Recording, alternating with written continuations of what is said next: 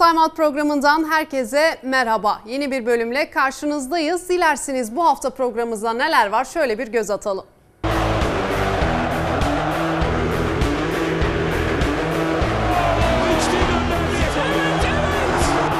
Harika gitti çembere kadar.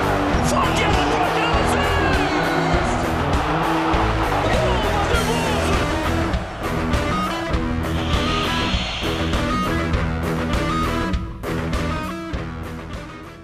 Galatasaray Odeabank Tahincioğlu Basketbol Süper Ligi'nin 4. haftasında Fenerbahçe ile karşılaştı. Uefa Kup'ın 4. haftasındaysa Lietkabelis'le mücadele etti. İşte bu iki karşılaşmada öne çıkan hareketler.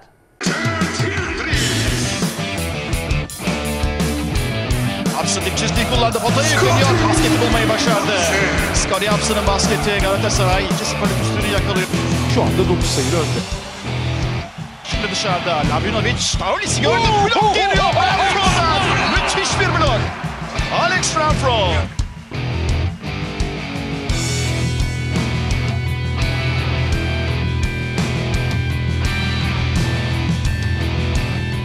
Hendrix ikili oyunda kolay bitiriyor. Richard Hendrix'in basketi. Evet. Göksel'in Köksal. Richard Hendrix güzel indirdi. Harika bir hücumdu yine Galatasaray ekibinden. Savaş dışarıda yine sevdiği bir açı. 3 sayılık atışı isabetli. Davan Summers. Şeklan içeriği zorluyor. Arkadaşlar kurtuldu, çok güzel indirdi. Richard Hendrix basketi buluyor. 61-55. Üçkevicius 10 saniye kaldı şut için. Üçkevicius dışarıya Göksel'in pas arası. Araya girdi ve Hobson. Scottie Hobson. Hücum özellikleri sınırlı olabilir ama savunma özellikleri gayet fazla. Göksel'in topu çalıyor. Hobson için çok kolay bir maç.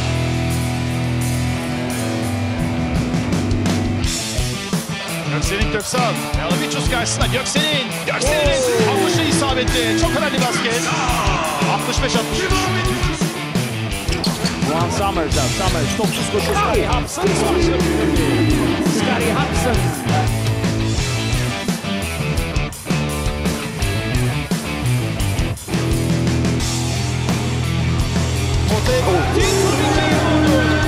Alex Renfro tüm sahaya geçti.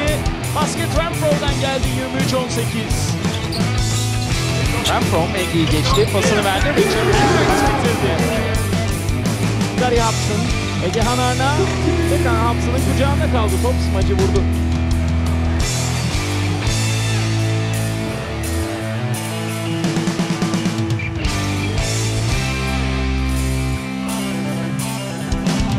Doğu yaptı. Scottie Haps'ın araya girdi. Şimdi Göksel'in Köksal turnikeyi bıraktı.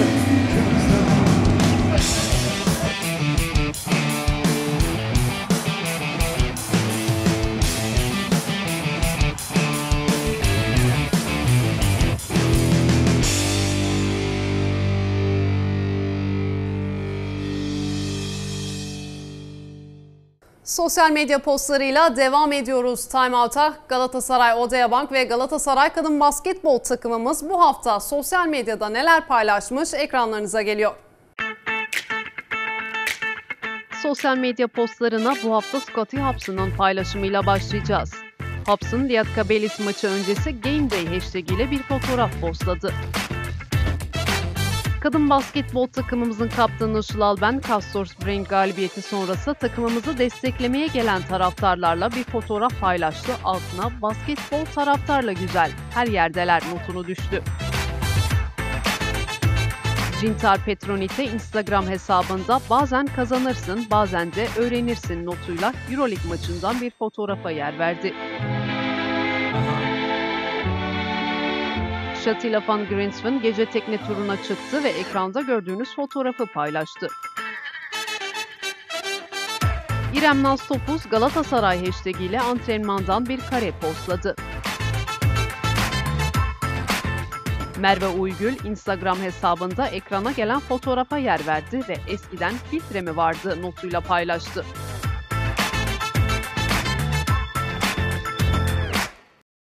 Sırada Kim Ne Diyor bölümü var. Taraftarlarımıza Galatasaray Odeabank'ın performansını ve takıma takviye yapılıp yapılmaması gerektiğini sorduk. Taraftar ne diyor, izleyelim. Şu an takımımız yeni, hocamız yeni. Takım kendini toparlayacaktır yani. Şu an bizim sorunlarımız, uzaktan basket atmada sorunlarımız var. Başka bir de takımın kaynaşması da tabii ki çok önemli. Yani teknik açıdan motivasyonu da çok önemli. Tabii Galatasaray düştü mü ayağa kalkmasını da bilir. İlla kalkacağız. Euro Cup'ı kazandık, yine kazanırız. Ama biraz daha oluşması lazım takımın. Biraz daha güçlendirilmesi lazım. Mevkilere, her mevkiye şu anda bence destek gelmesi lazım. Göksel'in abinin şu anda oyununu beğeniyoruz ama şutör olarak tabii ki de üçlük sayılarımız çok az. Üçlük atamıyor takım. Şutörlere destek verilmesi gerektiğini düşünüyorum ben. Bu sene sil baştan oluşmuş bir kadromuz var. 30 ana kadar mağlubiyetler alacağız. Nasıl diyeyim, kaybedeceğiz ama oturduktan sonra, alıştıktan sonra bu takımın tekrar galibiyetler alacağı iyi günlerini bekliyoruz. Ligdeki gidişimiz aslında durumumuz biraz iyi ama Avrupa maçlarına tam odaklanamıyoruz gibi. Yani seyirci desteğini Galatasaray'ın arkasına verip bu sefer galibiyet peşinde istiyoruz yani.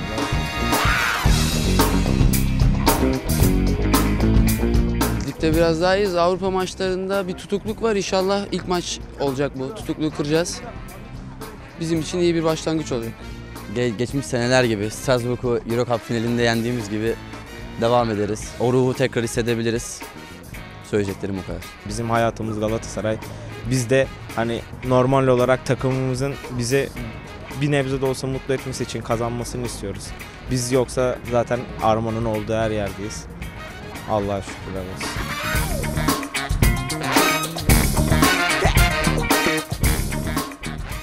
Time Out özel bölümünde bu hafta konuğum Galatasaray Odeabank'ın oyuncusu Richard Hendrix oldu sevgili izleyiciler. Amerikalı oyuncuyla gerçekleştirdiğimiz keyifli sohbet geliyor şimdi ekranlarınıza.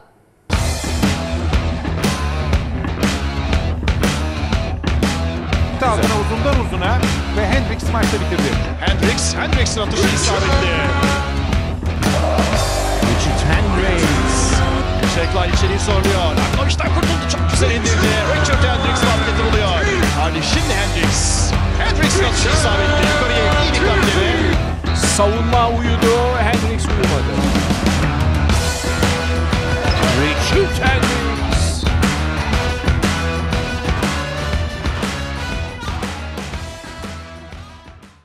Time Out özel bölümünde Galatasaray Odeabank'ın oyuncusu Richard Hendrix ile birlikte Sinan Erdem Spor Salonu'ndayız sevgili izleyiciler.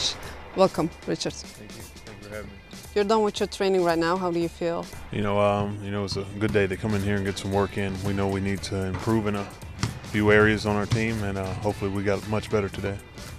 Okay, and how did you decide to come to Turkey and to Galatasaray? Well, it's been a club that I've played against several times in my career, and I've always been impressed from the outside of what they had going on here with the fans, with the success of the team, and when the opportunity presented itself, then I was happy. I was happy to have that offer. I remember one game 3 seasons ago. You were playing for Lokomotiv Kuban against Galatasaray, and you were one of the most important players of Lokomotiv Kuban. Do you remember that game? What can you say about that game? It was a very tough game. Galatasaray had a really good team. It was an important game in the EuroLeague. We came in here on the road in a hostile environment, and the game got a little tight, and we won on the buzzer beater at the end of the game. It was a very important victory for us. You've played at popular teams like Milan and Gran Canaria, Maccabi Tel Aviv.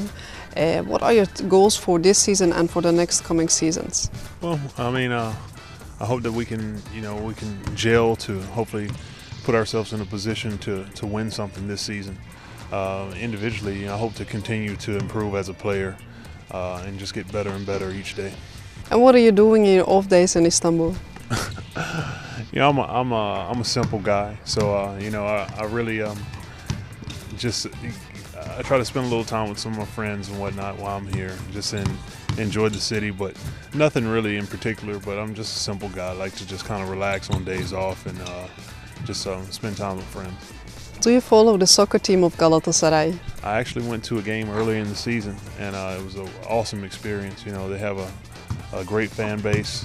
The team won the game, and the atmosphere was amazing. I know you're interested in many sports, and one of those sports are tennis. You've played tennis.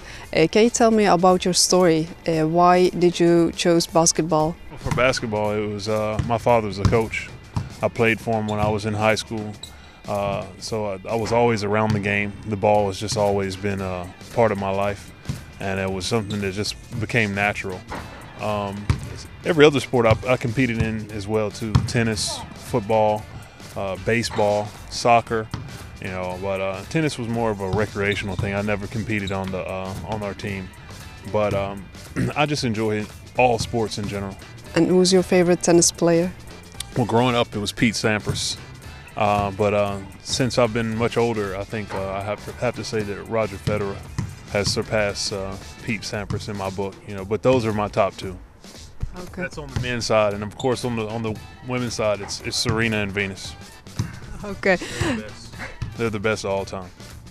Do we have a favorite soccer team in Europe? Soccer team in Europe? No, I don't have a particular one that I cheer for. No, I don't. Okay. And but I try to, in every city that I played in, I try to go to a soccer match in one of the teams. So you know, when I was in Krasnodar, I went to FC Krasnodar games. I went to Inter Milan games. I went to AC Milan games. Gone to a Galatasaray game. You know, so I try to go see a soccer game everywhere that I play. Is there a book or a movie that changed the view of your life? A book or a movie? A book or a movie that changed the view?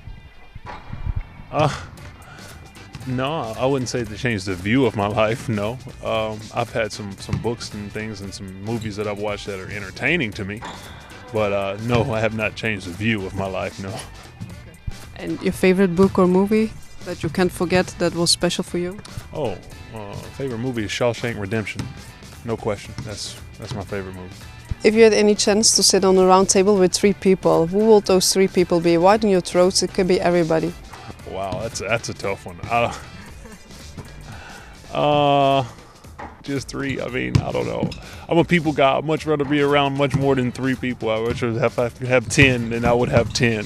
Because I want it to be more of a party type atmosphere. Okay, the first 3 that's in your mind right now. First 3. Martin Luther King Jr. would be one. I'd like to hear talk with Malcolm X. He would be another. Third one. Those 2.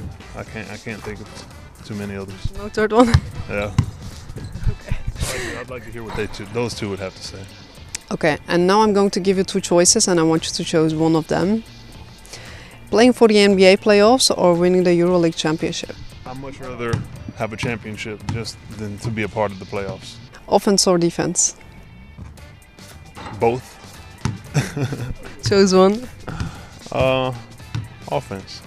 Everybody likes to see the ball go through the basket. Offense for sure. A block or a dunk? I like a block. Spanish or Turkish cuisine? Ooh, Turkish. Baklava. Like baklava? I need it. That was my last question. I want to thank you for this interview.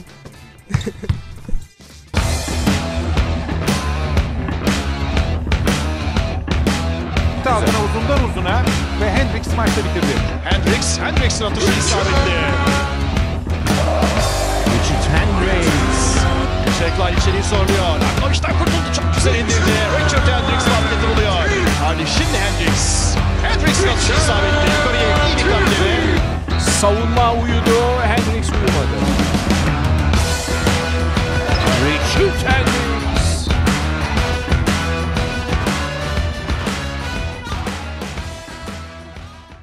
Bu keyifli sohbetin ardından 17. bölümü de sonlandıracağız sevgili izleyiciler. Basketbolun eğlenceli ve keyifli yönlerini ekranlarınıza taşımaya devam edeceğiz. Haftaya yeni bir bölümle görüşmek üzere. Hoşça kalın.